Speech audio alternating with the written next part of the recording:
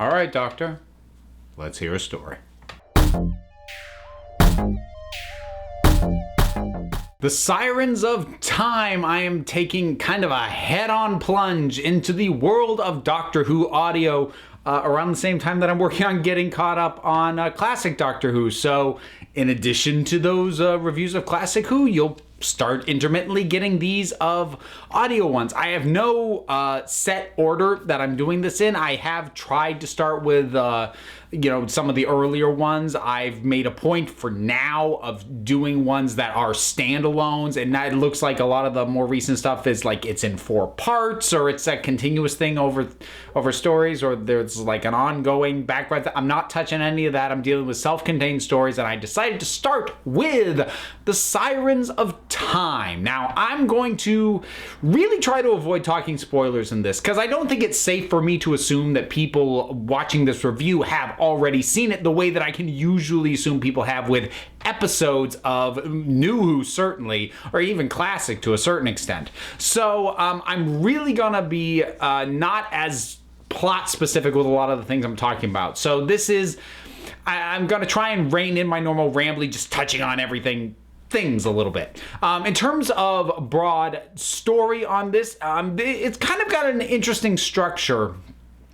Because it's very clearly broken into 4 segments, each buffered with, the music comes in. So it is broken up like it's 4 episodes. It's a total of 2 hours. So the first one deals with the 7th Doctor. The second one deals with the 5th Doctor. And the third one then deals with the 6th Doctor. They are each in a different place and time, dealing with a different thing. Sort of ends on a cliffhanger for all 3 of them. And then all 3 come together for the 4th one, which resolves everything and explains what the heck was going on up to this point. And maybe that's the first thing. I don't know how many of these are sort of structured as a mystery, we're not sure what's going on thing, but there is a part of me that would have kind of liked to have had a few more strands to grasp onto, because it really does feel like for 3/4 of this story you barely know what's going on. Not in a way that's necessarily confusing, but just sort of in a, we're more than halfway through the story and I literally know no more than I did at the start of this way. It kind of adds up over a while. It's the sort of thing that you don't think about as much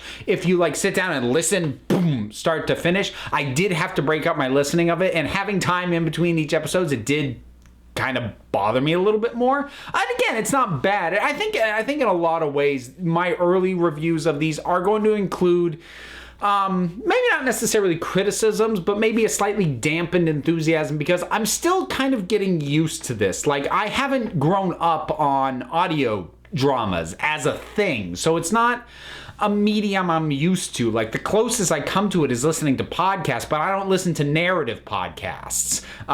So I'm not used to sort of listening, getting used to identifying characters who I haven't heard before, and hearing for the certain cues of this or that, or now there's this, and or just focusing to a certain extent, because generally when I'm listening to something, I'm doing something else at the same time, and that's all on me. That's not a criticism of this, but I'm just kind of explaining that I'm probably going to take a couple of stories to get fully acclimated to the experience of taking in Doctor Who this way. As far as the Doctors we get, obviously Sylvester McCoy, Peter Davison, and Colin Baker all voiced their incarnations of the Doctor, and already, even though he is not the focus of all this, already I am hearing how Colin Baker works better in audio than he did on the show. There's a couple of reasons. The first is he's got a layer of charm in his performance here that was largely absent from his time in the Doctor, and that was always a big part of why he didn't work for me in the show, which was that, he was arrogant and pushy and impatient. He was all these things that other Doctors had been, But when the Doctor was all those other somewhat grating things before, he was also usually charming in addition to that, so he kind of got away with it. Colin Baker wasn't charming on the show. He is kind of charming in the audio, so that takes the curse off it a little bit. And then I think the additional thing is, I don't have to look at that outfit. And I will always understand what the theory behind that outfit was, you know, contrasting, you know, his darker persona with this crazy sort of colorful look. I get the idea, but it was it was such an eyesore, and it was always distracting. So not having to look at that and just hear his performance and just get to focus on that much more and not get distracted by that freaking coat, that goes a long way. And I'm not like suddenly now going, Colin Baker's my favorite. He's got a way to work before he can get there. But even just his part in this one audio, I can go, okay, yeah, I see where people say that he really works. Of the three, I actually think he kind of works the best. McCoy is probably the least impressive of the three, and he's not bad. I think the thing is, though, his doctor, is always very... I almost said maniacal, Machiavellian. That's the word I was looking for. He's working a plan. So the situation that this story puts him in, where he's very off, if he's off balance and doesn't know what's going on, that doesn't bring the best out of Sylvester McCoy's doctor. That's not to say his doctor can't work in stories like that, but when you put him in the same story as the Peter Davison doctor or the Colin Baker doctor, who do clearly work better in that sort of environment, where in that kind of story, he becomes the weak link a little bit. Again, he's not bad, but I mean, there's three doctors there. I'm gonna compare them a little bit. As far as the story itself goes, it's pretty good. I mean, the ideas are nifty. It's got a nice bit of timey-wiminess, which is nice. I don't always expect that of Who in basically pre-New Who. I know it would do it from time to time, and even some of the classic episodes did it, but usually it didn't. The show, and again, my experience largely is the show, didn't delve too heavily into the possibilities of all the time manipulation and stuff. It did so occasionally, and this sort of dips into that pretty well. The other vocal performances are pretty good. There's some interesting notions about cause and effect, and in terms of finding out what we find out about the villains, that's interesting. I was a little bit iffy on the conclusion, insofar as it reminded me to a certain degree of Revelation of the Daleks, which is a Colin Baker story that I don't like. But the reason I don't like it is because the Doctor... it almost feels like he shouldn't be there in that story. Like there's a conflict between Davros and this other guy, and like the Daleks are involved, but like all that resolves without the Doctor being there. And like he doesn't impact what's actually going on at all. It's a big part of why I don't like that story. This isn't quite that. It doesn't hit that level, but by the end it does sort of lay out these two forces that are at odds with each other, and the Doctor's just kind of caught in the middle. He does still actually impact the story and impact the way it turns out, so it's miles better than Revelations of the Daleks.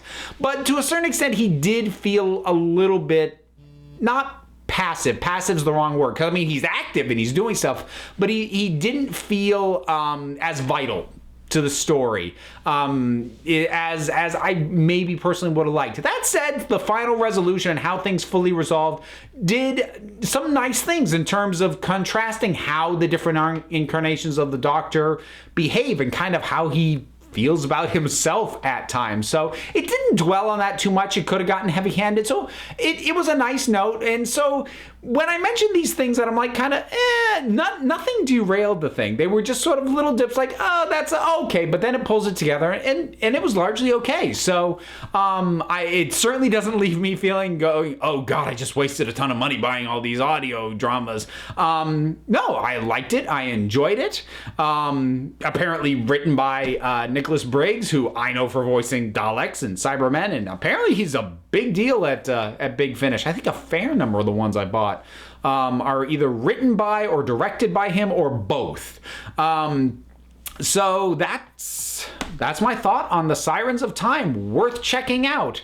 If you're a continuity hound, there are some things that are inconsistent with stuff that has happened since then.